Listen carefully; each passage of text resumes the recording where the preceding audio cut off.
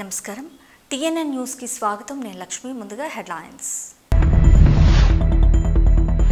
శ్రీకాళహస్తీశ్వరుని దర్శించుకున్న నటి నమిత రాహుకేతు సర్పదోష నివారణ పూజలు తెలంగాణ వరద బాధితుల కోసం నటుడు మహేష్ 50 లక్షల విరాళం ముఖ్యమంత్రి రేవంత్ రెడ్డికి చెక్ అందజేసిన మహేష్ దంపతులు చంద్రబాబుపై నమ్మకం లేదు కేంద్రమే విచారణ జరపాలి కల్తీని ఈ అంశంపై మాజీ మంత్రి కాకాని శ్రీకాళహస్తీశ్వరాలయాన్ని ప్రముఖ నటి నమిత దర్శించుకున్నారు కుటుంబ సమేతంగా విచ్చేసిన ఆమె ముక్కంటి ఆలయాన్ని దర్శించుకున్నారు ఆలయంలో సహస్రలింగం వద్ద ఆమె రాహుకేతు సర్పదోష నివారణ పూజలను ఘనంగా చేశారు అనంతరం స్వామి అమ్మవార్లను దర్శించుకున్నారు దర్శనానంతరం గురు దక్షిణామూర్తి సన్నిధిలో వేద పండితులు వేద ఆశీర్వచనం అందించి తీర్థప్రసాదాలు అందజేశారు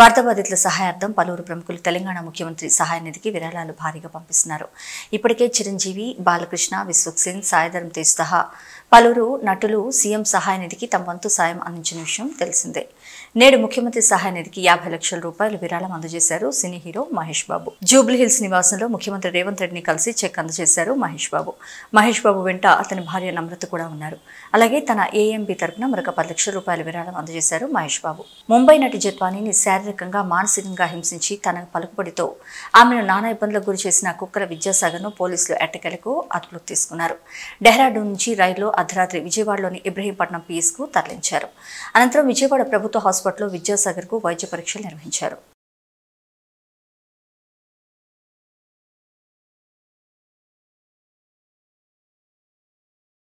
కూటమి ప్రభుత్వం ఏర్పడి 100 రోజులు పూర్తయిన సందర్భంగా ఈ 100 రోజుల్లో చంద్రబాబు నాయుడు ముఖ్యమంత్రిగా తమ పాలనలో విజయాలుగా పథకాలు పేర్లు మార్చడం శిశుపాలుడి తప్పులు లెక్కపెట్టినట్లు జగన్మోహన్ రెడ్డి అవినీతిని అక్రమాలను శ్వేతపత్రాలుగా చూపిస్తున్నారు వైఎస్ఆర్ విగ్రహాలను ఎక్కడికక్కడ తొలగించారు అయితే ఎలక్షన్ సమయంలో హామీలు గుప్పించిన సూపర్ 6 పథకాలను ఒకటంటే ఒకటి ఇంతవరకు అమలు చేయలేదన్నారు వైఎస్ షేమ్ల ఎంతో నమ్మకంతో మిమ్మల్ని ప్రజలు గెలిపించినప్పుడు ఇచ్చిన వాగ్దానాలను తప్పకుండా నెరవేర్చాలని అన్నారు చంద్రబాబు గారి 100 రోజులు పరిపాలన 100 రోజుల్లో చంద్రబాబు గారు ఏమి చేశారు అంటే శిశుపాలుడు తప్పులు లెక్కబెట్టినట్టు జగన్మోహన్ రెడ్డి గారి తప్పులను అవినీతిని దోపిడీని శ్వేతపత్రాల్లాగా చూపించారు వైఎస్ఆర్ గారి పేరును ఎక్కడ వీలైతే అక్కడ తొలగించారు వైఎస్ఆర్ గారి విగ్రహాలను ధ్వంసం చేశారు మరి చంద్రబాబు గారు హామీల విషయంలో ఏం చేశారు అంటే 0 అనే చెప్పాలి కూటమి సర్కార్ ఈ 100 రోజుల పరిపాలన ఎలా ఉంది అని చూసుకుంటే 100కి 0 అనే చెప్పాలి ఎందుకంటే వాళ్ళు అత్యధికంగా బ్యాంక్ చేసిన వాగ్దానాలు అసలు సూపర్ 6 చంద్రబాబు గారి సూపర్ 6. చంద్రబాబు గారు చెప్పిన మాట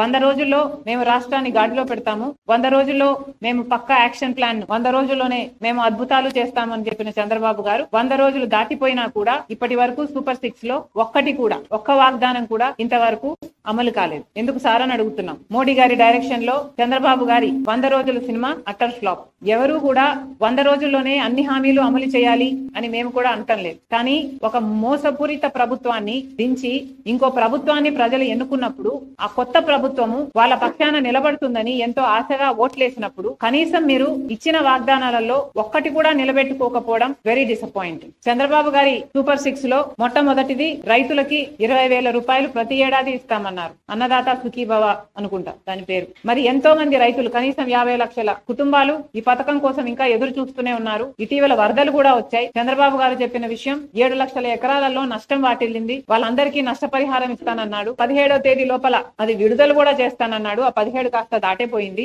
ఇంతవరకు ఆ నష్టపరిహారమే ఇంకా ఇవ్వలేదు. ఇక సూపర్ 6 లో చెప్పిన రైతులకి 20,000 రూపాయలు చంద్రబాబు గారు ఎప్పుడు ఇస్తారో ఇంతవరకు రైతులంతా ఎదురు చూస్తూనే ఉన్నారు. ఇది కాకుండా 20 లక్షల ఉద్యోగాలు ఇస్తామన్నాడు చంద్రబాబు గారు. 20 లక్షల ఉద్యోగాలు ఇవ్వలేకపోతే 3,000 రూపాయలు నిరుద్యోగ భృతి ఇస్తానన్నాడు చంద్రబాబు. 20 లక్షల ఉద్యోగాలు 4 లక్షల చొప్పున 5 సంవత్సరాలలో పూర్తి చేస్తానన్నాడు చంద్రబాబు గారు. అంటే ఈ సంవత్సరం 4 లక్షల ఉద్యోగాలు చూపించాల్సింది చంద్రబాబు గారు. కానీ ఇచ్చింది 16,000 ఉద్యోగాలకు మాత్రమే. మిగతా ఉద్యోగాలు ఎలా ఇస్తున్నారు, దాని ప్రణాళిక ఏమిటి? కోచింగ్ల కోసం తయారయ్యే బిడ్డలు ఎంతో మంది ఉన్నారు. లక్షలలో ఈ బిడ్డలంతా ఎదురు చూస్తున్నారు వాళ్ళకు ఉద్యోగాలు వస్తాయి అని. లేకపోతే ఉద్యోగాలు రాకపోతే కనీసం 3,000 రూపాయలు నిరుద్యోగ భృతి మీరు ఇస్తామన్నారు. అది ఎప్పుడు ఇస్తారో దాని కార్యాచరణ ఏది ప్రకటించలేదు. మీరు గత టర్మ్ తీసుకున్న 2014లో చంద్రబాబు గారు ముఖ్యమంత్రి అయినప్పుడు 2,000 రూపాయలు నిరుద్యోగ భృతి అని అప్పుడు కూడా చెప్పారు. కానీ అది గాలి కొట్టుకోపోయింది. ఈసారి కూడా నిరుద్యోగ భృతి 3,000 రూపాయలని మీరు మేనిఫెస్టోలో చెప్పారు. ఇది కూడా కొట్టుకోబోతుందో ఏమో అని మా ఆందోళన. ఇది కాకుండా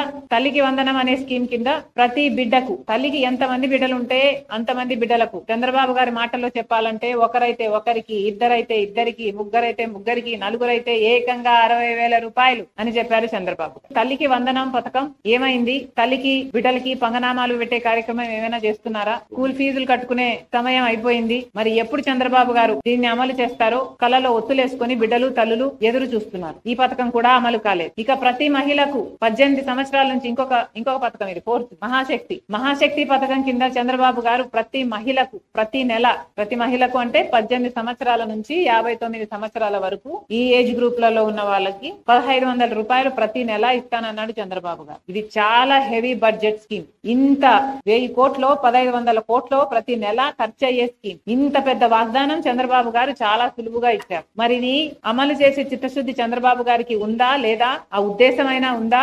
చంద్రబాబు గారు స్పష్టం చేయాలి. ప్రతి మహిళని నేను ఒక శక్తిగా చేస్తాను అని పెద్ద పెద్ద మాటలు చెప్పారు చంద్రబాబు గారు. ప్రతి మహిళకి ఈ 1,500 ఇస్తే ఆ మహిళకి భరోసా ఉంటుంది అని చెప్పిన వారు చంద్రబాబు గారు. మరి ఆ మహిళల గురించి ఆలోచన చేయాలని కాంగ్రెస్ పార్టీ డిమాండ్. ఇంకొకటి, సంవత్సరానికి 3 సిలిండర్లు ఉచితం అన్నారు. ఇప్పుడేమో దీపావళి అంటున్నారు. మొన్న కూడా ఇలాగే ఇంకొక పథకం, బస్సు ఉచితం అన్న పథకం ఇండిపెండెన్స్ డే కన్నారు. ఇండిపెండెన్స్ డే దాటిపోయింది. పక్క రాష్ట్రం తెలంగాణలో, కర్ణాటకలో వాగ్దానం చేసింది కాంగ్రెస్ పార్టీ. ఉచిత బస్సు వాగ్దానం నిలబెట్టుకుంది. మరి అక్కడ రోజుల్లోనే, వారం గడవక ముందే పక్క రాష్ట్రంలో అమలు చేయగలిగినప్పుడు మరి చంద్రబాబు గారికి ఇక్కడ ఇంత చిన్న స్కీము, ఒక 250 కోట్లు చేస్తుందేమో ఇది, ఇంత చిన్న స్కీము అమలు చేయడానికి కూడా 100 రోజులు సరిపోలేదు చంద్రబాబు గారు. ఒక మహిళ బస్సు ఎక్కితే ఆ బస్సు ఎక్కిన మహిళకు ఉచితం ఇవ్వడానికి ఇబ్బంది ఏమిటో, దీనికి ప్రణాళిక ఏమిటో మాకైతే అర్థం కావటం లేదు. కొత్త బస్సులు వేస్తారు అంటే మహిళా బస్సు అని సెపరేట్ గా పెడతారా? ఏమిటి మీ ఉద్దేశం? ఎక్కిన వాళ్ళకు ఉచితం ఇస్తామన్నారు, ఉచితం ఇయ్యొచ్చు కదా. ఎందుకంటే ఇది మహిళల భద్రతకు సంబంధించిన విషయం. పక్క రాష్ట్రంలో ఇంతకు ముందు 35 లక్షల మంది మహిళలు బస్సు ఎక్కుతుంటే ఈ పథకం వచ్చిన తర్వాత 50 లక్షల మందికి అది పెరిగింది. అంటే ఎంత మహిళలు వాళ్ళ భద్రత ఉంది కాబట్టే ఈ మార్గాన్ని ఎంచుకుంటున్నారు అంటే ప్రభుత్వం ఆలోచన చేయాలి. ఇది మంచి పథకం కాదు కాబట్టే మహిళల కోసం కాంగ్రెస్ పార్టీ డిమాండ్ చేస్తున్నాం. ఈ మధ్య చంద్రబాబు గారు చెప్తున్న విషయం, ఏ పథకం అమలు కాలేదు అని చెప్పినా కూడా చంద్రబాబు గారు డబ్బులు లేవు, రాష్ట్రం పరిస్థితి బాగలేదు అని తరచూ వింటున్నాం. కానీ చంద్రబాబు గారు, మీకు తెలుసు రాష్ట్రం పరిస్థితి, ఎన్నికలప్పుడే మీకు తెలుసు 11 లక్షల కోట్ల రూపాయలు మన రాష్ట్రానికి అప్పులు ఆ రోజే ఉన్నాయని మీకు తెలుసు. అయినా మీరు గాడిలో పెడతామన్నారు, మీరు అమలు చేస్తామన్నారు, మీకు అన్ని తెలిసి వాగ్దానాలు ఇచ్చారు కాబట్టి మీ వాగ్దానాల కోసం అవి ఫుల్ఫిల్ చేస్తారని ప్రజలందరూ ఎదురు చూస్తున్నారు. నిన్న చంద్రబాబు గారు ఒక మీటింగ్ పెట్టారట ఎమ్మెల్యేలతో. 100 రోజుల పాలనపై 100 విజయాలు అంటూ ఒక కరపత్రం రిలీజ్ చేశారట. వీటిలో కొన్ని అంశాలు ఇది వింటే ఎవరికైనా నవ్వొచ్చేయి. చంద్రబాబు గారి విజయాలు: హామీలు ఇవ్వడం 100 రోజుల విజయమట. చేసిన పర్యటనలు కూడా 100 రోజుల విజయమట. వరద సహాయం కింద ఇచ్చిన 25 కేజీల బియ్యం 100 రోజుల విజయమట. బుడమేరు గండ్లు పూడ్చడం 100 రోజుల విజయమట. అమరావతికి 15,000 కోట్లు గ్యారంటీ రుణాలలో ₹1 రాకపోయినా ఇది 100 రోజుల విజయమేనట. అవును, ఇచ్చిన బియ్యం కూడా దొడ్డు బియ్యం. అక్కడ కూడా చాలా మంది చెప్పారు మనకి. నారా లోకేష్ గారికి కాలేజీలో సీటు కావాలని మెసేజ్ చేస్తే అది కూడా 100 రోజుల విజయమేనట. ప్రజా దర్బార్ లో ప్రజల నుండి అర్జీలు స్వీకరించడం కూడా 100 రోజుల విజయమేనట. చంద్రబాబు గారు 10 రోజులు కలెక్టర్ ఆఫీస్ లో నిద్రిస్తే అది 100 రోజుల విజయమేనట. సౌదీ అరేబియా నుంచి ఒక తెలుగు కుటుంబాన్ని తిరిగి స్వస్థలానికి రప్పిస్తే అది 100 రోజుల విజయమేనట. విశాఖ స్టీల్ లో కేంద్ర మంత్రి పర్యటిస్తే అది కూడా 100 రోజుల విజయమేనట. గత ప్రభుత్వం అమలు చేసిన పథకాల పేర్లు మార్చడం కూడా 100 రోజుల విజయమేనట. చంద్రబాబు గారికి నేను గుర్తు చేయాల్సిన అవసరం లేదనుకుంటా. ముఖ్యమంత్రిగా చంద్రబాబు గారికి ఎన్నో బాధ్యతలు. ఆ బాధ్యతలన్నీ మీరు విజయాలనుకుంటే మేము చెప్పగలిగింది ఏమీ లేదు. భక్తుల మనోభావాలు దెబ్బతినేలా చంద్రబాబు నాయుడు తిరుపతి లడ్డుపై వ్యాఖ్యలు చేశారని, తమ ప్రభుత్వ హయాంలో కల్తీ నెయ్యిని వినియోగించినట్లు చంద్రబాబు నాయుడు ఆరోపించడంతో జగన్మోహన్ రెడ్డి తిరుమల పవిత్రతను కాపాడండి అని ప్రధానికి లేఖ రాస్తే టీడీపీ నాయకులు భుజాలు తడుముకుంటున్నారంటూ పేర్కొన్నారు కాకాని గోవర్ధన్ రెడ్డి. 100 రోజుల పాలనలో ప్రజలకు చేసింది ఏమీ లేకనే డైవర్షన్ పాలిటిక్స్ చేస్తున్నారని మండిపడ్డారు. మాజీ మంత్రి కాకాని గోవర్ధన్ రెడ్డి కల్తీ నెయ్యి ఆరోపణలపై నిష్పక్షపాతంగా విచారణ జరపాలంటే కేంద్రం జోక్యం చేసుకుని విచారణ జరపాలంటూ కోరారు. భారత్ వెంకటేశ్వర స్వామి దేవస్థానం మీద అనేక రకాలైనటువంటి వివాదాలు ఈరోజు కమ్ముకోవడం అనేటువంటిది ఇది భక్తుల మనోభావాలకు సంబంధించి ఈరోజు పాపం గాయపడ్డాయి. చాలామంది తీవ్రమైనటువంటి ఆవేదన కలత చెందేటువంటి మనం చూస్తే రాష్ట్రానికి ముఖ్యమంత్రి అయినటువంటి చంద్రబాబు నాయుడు గారు 100 రోజులు పరిపాలించిన తర్వాత సాధారణంగా ఈ 100 రోజుల అది చెప్పుకోలేక 100 రోజులకు సంబంధించి శాసనసభ్యులందరితో సమావేశం ఏర్పాటు చేసి మనం ఈ 100 రోజుల లోపల ఏమి చేసామో చెప్పుకోలేకపోతున్నాం కాము అని చెప్పానని దానిలో భాగంగానే ఆయన అక్కడ మాట్లాడడం, ఆ తర్వాత జరిగినటువంటి పరిణామాలన్నీ రావడం జరిగింది. నిన్న జగన్మోహన్ రెడ్డి గారు హిందూ సమాజానికి సంబంధించి వెంకటేశ్వర భక్తులకు సంబంధించినటువంటి అతి ప్రధానమైనటువంటి సమస్య కాబట్టి దీనిలో వాస్తవాలు నిగ్గు తీర్చడానికి మీరు రంగంలోకి దిగి వాస్తవాలు ప్రజలకు తెలియజెప్పండి, ఎక్కడా దెబ్బతినకుండా వైభవాన్ని కొనసాగించండి అని చెప్పి ఒక లేఖ రాశాడు. చంద్రబాబు నాయుడు ప్రధానమంత్రికి జగన్మోహన్ రెడ్డి గారికి లేఖ రాస్తే కళ్ళు తాగినటువంటి 3 రోజులు గడిచిపోయేటప్పటికీ అతి సామాన్యుడు కూడా ఓహో ఇది జరగలేదు, ఇది వాస్తవం కాదు, చంద్రబాబు నాయుడు కేవలం రాజకీయ కుట్ర కోణంలో దీన్ని చూడడానికి బాబు నాయుడు తాను సృష్టించుకున్నటువంటి సుడిగుండంలో తానే ఇరుక్కున్నట్టుగా తానే విలవెల్లాడినట్టుగా పరిస్థితి ఏర్పడింది. కాబట్టి ఈరోజు చంద్రబాబు నాయుడు దానిలో నుంచి బయటకు రావడానికి రకరకాలైనటువంటి ప్రయత్నాలు ఆ ఫ్రస్ట్రేషన్లో మాట్లాడేటువంటి పరిస్థితి ఏర్పడింది. ఈరోజు దేవుడికి సంబంధించినటువంటి దాంట్లో ఏది చేయించాలన్నా ఒక భక్తుడుగా నేను కూడా వాటిని ఏమి తప్పు పట్టను, కానీ జరగరాంది ఏదో జరిగింది అనే వాటి మీద విచారణ నిష్పక్షపాతంగా ఎప్పుడు జరుగుతుంది? ఎందుకు ఆ మాట చెప్తున్నావు? నీ నోటి గుండా చేశాడు అటువంటి మాటలు మాట్లాడేటువంటి నువ్వు ఇది నిష్పక్షపాతంగా విచారణ జరగాలి అంటే నీ ఆధ్వర్యంలో నీ ఆధీనంలో జరగడం శ్రేయస్కరం. పక్షపాతంగా దీని మీద దర్యాప్తు జరగాలి అంటే ఏదైనా కేంద్ర ప్రభుత్వ ఆధీనంలో ఉండేటువంటి స్వయం ప్రతిపత్తి కలిగినటువంటి సంస్థ ద్వారా సిబిఐ లాంటిదో అలాంటి దాని ద్వారా లేదా అనేటువంటి వాస్తవాలు వెలుగులోకి చూస్తాయి. ఆ విధంగా కాకుండా ఏ విధంగా అయితే తిరుమల తిరుపతి దేవస్థానం ఈవుగా ఉన్నటువంటి శ్యామలరావుని కీలుబొమ్మలాగా నీ చేతిలో పెట్టుకుని వాడిస్తూ రోజుకొక మాటతో దర్యాప్తు చేసి ఆ దర్యాప్తు ద్వారా నువ్వు లేనిపోయినటువంటి నీ అబద్ధాలు నీ నోటుకుండా వచ్చేటువంటి మాటల్ని అధికారుల నోటుకుండా చెప్పించి నిజం చేయాలనేటువంటి ఒక దుర్మార్గమైనటువంటి ప్రక్రియ. ఒక మాట మాట్లాడావు, అనిమల్ ఫ్యాట్ ఉందని చెప్పి మాట్లాడావు. ఈవో గారు ఏం చెప్పాడు? దాంట్లో వెజిటబుల్ ఫ్యాట్ ఉన్నట్టుగా కనుక్కున్నాం, డాల్డా వనస్పతిలో ఉండేటువంటి విధంగా ఉన్నాయి అని చెప్పి లేనటువంటి అబద్ధాన్ని నిజం చేసేటువంటి ప్రయత్నం చేస్తే మరలా నువ్వు బలవంతం చేస్తే ఏ నోటి గుండా అయితే ఈవో అనేటువంటి వ్యక్తి ఈరోజు ఇదంతా వెజిటబుల్ ఫ్యాట్ అన్నటువంటి మాట్లాడినటువంటి ఆ వ్యక్తి చేత మరలా ఎనిమల్ ఫ్యాట్ అని చెప్పి మాట్లాడించి ఈరోజు మా దగ్గర ఆధారాలు అన్నీ ఉన్నాయి. ఎవరు ఇస్తాం? 2014 నుంచి 19 మధ్య ఏం జరిగింది, 2019, 24 తర్వాత ఏం జరిగింది, మరలా నువ్వు ముఖ్యమంత్రి అయిన తర్వాత ఎవరెవరు ఎంతెంత నెయ్యి ఏ స్థాయిలో తిరుమల తిరుపతి దేవస్థానానికి పంపించారో చంద్రబాబు నాయుడు మర్చిపోయినాడేమో అల్జిమర్స్తో. చంద్రబాబు నాయుడు కూడా కాపీ కావాలంటే పంపిస్తాం. ఎందుకంటే చంద్రబాబు నాయుడికి ఇతర ప్రభుత్వాల మీద ఆరోపణలు తప్ప తన ప్రభుత్వం చేసినటువంటి దోషాలు ఎప్పుడూ కనిపించేటువంటి పరిస్థితి ఉండదు. కాబట్టి జూన్ మొదటి వారంలో వాళ్ళకి సంబంధించినటువంటి దాంట్లో మొదలు పెట్టిందని మేము చెప్పడం కాదు, సాక్షాత్తు చంద్రబాబు నోటుకుండా చంద్రబాబు నాయుడే చెప్పాడు.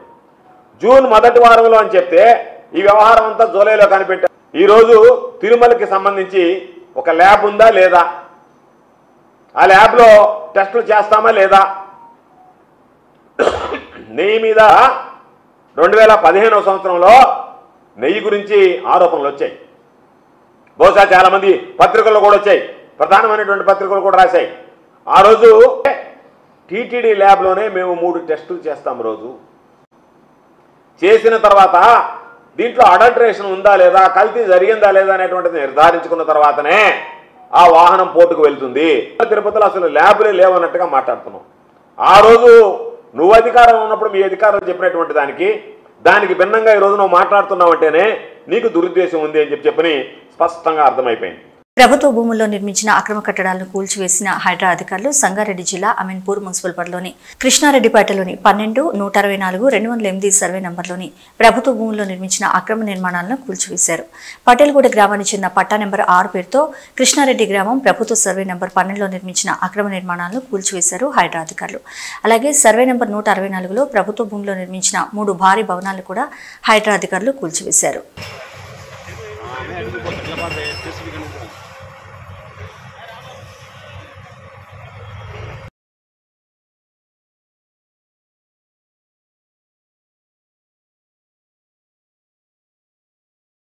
కేంద్ర ప్రభుత్వం తీసుకున్న జమిలీ ఎన్నికల నిర్ణయాన్ని వ్యతిరేకించడం మానేసి తెలంగాణ రాష్ట్ర ప్రభుత్వం పార్టీలకు అతీతంగా మద్దతు ఇవ్వాల్సిన బాధ్యత ఉందని మహబూబ్ నగర్ పార్లమెంట్ సభ్యురాలు డికే అరుణ అన్నారు.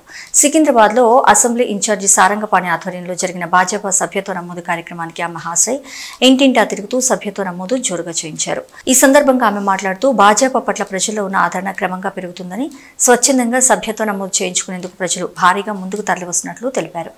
జమిలీ ఎన్నికల విషయంలో కేంద్ర ప్రభుత్వం ముందడుగు వేయగా కాంగ్రెస్ వ్యతిరేకించడం సరైన చర్య కాదని అన్నారు. దేశవ్యాప్తంగా ఒకేసారి ఎన్నికలు జరగడం మూలంగా దేశం అభివృద్ధి పనుల్లో మరింత దూసుకెళ్తుందంటూ పేర్కొన్నారు. గతంలో కూడా తెలుగు రాష్ట్రాల్లో ఒకేసారి ఎన్నికలు జరగడం ఆనవాయితీగా ఉండేదంటూ గుర్తు చేశారు. కేంద్ర ప్రభుత్వం తీసుకున్న ఆమోదయోగ్యమైన నిర్ణయానికి రాష్ట్ర ప్రభుత్వం కూడా కట్టుబడి ఉండి మద్దతు ఇవ్వాలని కోరారు. గ్రామీణ స్థాయి నుండి దేశ స్థాయి వరకు ప్రతినిత్యం ఎన్నికలు జరుగుతుండడం దేశ అభివృద్ధికి ఆటంకంగా మారిందని, దీంతో కేంద్ర ప్రభుత్వం జమిలీ ఎన్నికల వైపు మొగ్గు చూపుతున్నట్లు తెలిపారు. చర్చ ఆల్రెడీ కొత్త ఏం కాదు కదా. 1 నేషన్ 1 ఎలక్షన్ అనేది గతంలో 1 ఎలక్షన్ పార్లమెంటు అసెంబ్లీ ఒకేసారి జరిగేవి కొంతకాలం. మనకు కూడా 2014 వరకు కూడా అసెంబ్లీ పార్లమెంట్ ఒకేసారి జరిగినాయి మన రాష్ట్రంలో కూడా. కొన్ని రాష్ట్రాల్లో వెనక ముందు జరిగిండొచ్చుగా, మన దగ్గర కూడా మొన్నటిదాకా జరిగినాయి. 2014 వరకు జరిగింది. కాబట్టి మన రాష్ట్రం నుంచి కూడా పూర్తిగా దీనికి మద్దతు ఇవ్వాలని నేను కోరుతున్నా. తెలంగాణ రాష్ట్రం నుంచి దీనికి మద్దతు పలకాలి.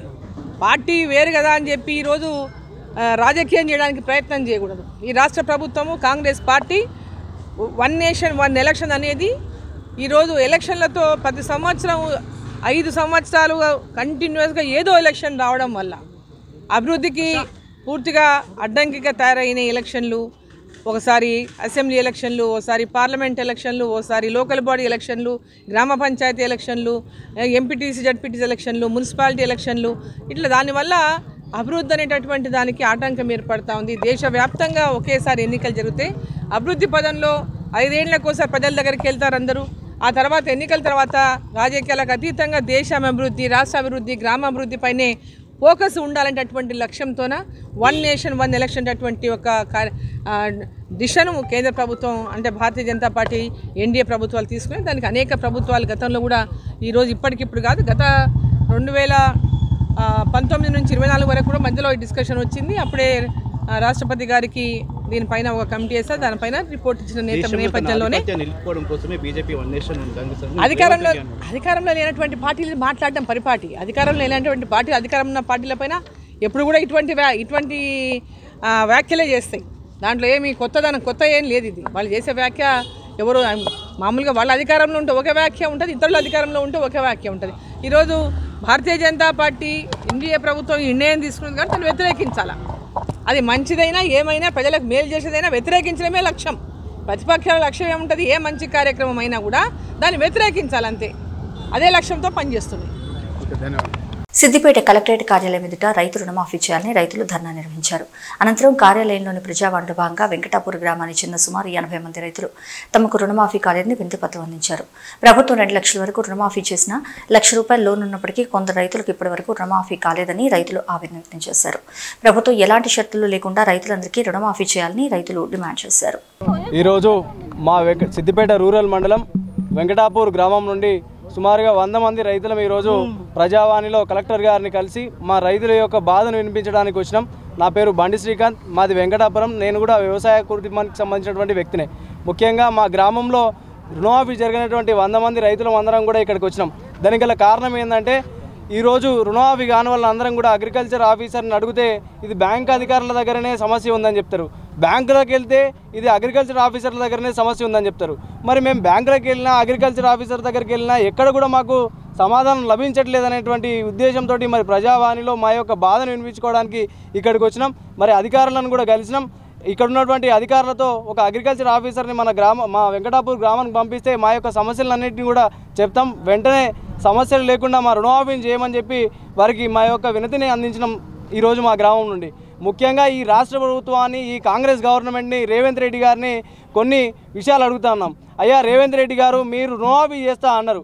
ఆంక్షలు లేకుండా రుణమాఫీ చేస్తే ఇవాళ రైతులందరికీ కూడా మంచి జరిగేది. కానీ మీరు ఆ దేవుడి మీద ఈ దేవుడి మీద 100 రకాల హామీలు ఇచ్చినారు, అనేక రకాల ఒట్లు పెట్టినారు. కానీ అరాకొర రుణమాఫీతోటి ఆర్భాట రాజకీయాలతోటి ఈరోజు మా ప్రజల యొక్క రైతుల యొక్క గొంతులు కోసిన రేవంత్ రెడ్డి, ఇది మీకు చాలా తప్పు. ముమ్మాటికి మా రైతుల యొక్క ఉసురు తగులుతుంది, మా రైతుల యొక్క బాధ తప్పకుండా నీకు తగులుతుంది అని చెప్పి మా రైతుల పక్షాన మీ అందరికీ కూడా తెలియజేస్తా ఉన్నాం. ముఖ్యంగా ఈరోజు వరి నాట్లేసి 2 నెలలు అవుతుంది, కోతకు కూడా వరి చేనులు వచ్చిన పరిస్థితి కనిపిస్తున్నాయి. కానీ రైతు భరోసా పథకం కింద 7,500 రూపాయలు వేస్తా అని చెప్పి దొంగ మాటలు మాట్లాడి దొంగ హామీలు ఇచ్చి ఇవాళ మా రైతులందరినీ మోసం చేసి ఓట్లు వేయించిన దొంగ ఈరోజు మా రైతు భరోసా గురించి ఎటువంటి విషయం కూడా చెప్పట్లేదు. అదే గతంలో కేసీఆర్ గారు ఉన్నప్పుడు మాకు 5,000 రూపాయలు సకాలంలో జూన్ నెలలోనే మాకు రైతు బంధు వేస్తాడు. మేము యూరియా బస్తాలు తెచ్చుకోనికో ధాన్యం కొనుగోలు చేసుకోవడానికో అన్ని రకాలుగా ఉపయోగపడుతుంది. కానీ ఈరోజు మాకు రైతు భరోసా కింద 7,500 కాదు 5,000 రూపాయలు కూడా గతి లేదు. ఆ 500 ఇవ్వకపోగా ఈరోజు మాకు రైతు రుణమాఫీ చేయలేదు, రైతు రుణమాఫీ లేదు, ఈ రైతు బంధు లేదు. ముఖ్యంగా రైతులకు ఈరోజు కాలువల ద్వారా నీళ్లు ఇవ్వడానికి కూడా మొన్న వెనక ముందు ఆడిండు. అసలు ఈ వర్షాలు కొట్టకపోతే మా రైతులందరం కూడా అన్యాయం అయిపోయేటోళ్ళం. ఈరోజు కేసీఆర్ గారు రైతులందరూ కూడా మంచి చేయడం కోసం అనేక రకాల సాయశక్తుల కృషితోటి మరి మల్లన్న సాగర్, కొండపోచమ్మ సాగర్, రంగనాయక సాగర్ వంటి ఇవి ఈ బులెటిన్ విశేషాలు.